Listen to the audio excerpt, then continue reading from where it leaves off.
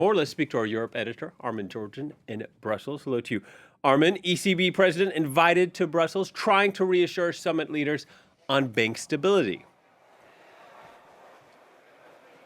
That's right. We're not sure at the moment if Christine Lagarde is going to give a briefing or a press conference, but certainly the head of the Eurogroup, which brings together 20 Eurozone finance ministers, was trying to reassure EU summit leaders earlier this morning, saying that despite the problems in Switzerland and in the US, the Eurozone financial systems remain resilient, according to him. But we've also heard rumblings from some Eurozone members that the Eurozone should move forward with completing the banking union, and that involves a joint insurance scheme to guarantee the deposits of savers. So supposing central financial systems fail, if there was a jointly guaranteed sort of jar of money, a central jar of money in a sense, then individual savers across the Eurozone would not lose their savings. That idea, though, is likely to run into trouble, as it has done on previous occasions,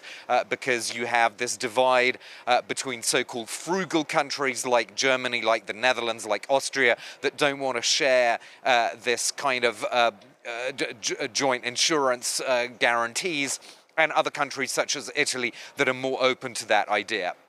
And Armen, tensions between France and Germany overshadowing the summit.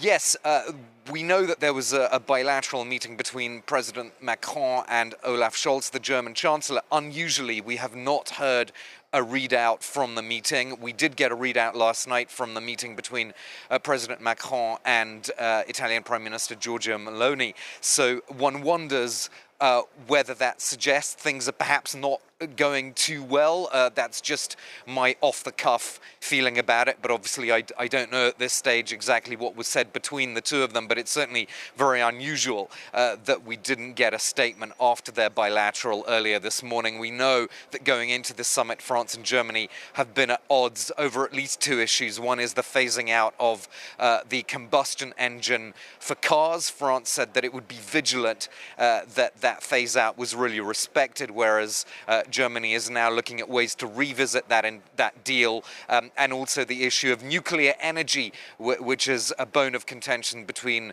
the French and German governments. All right, Armen, thank you very much. Armen Georgian reporting from Brussels.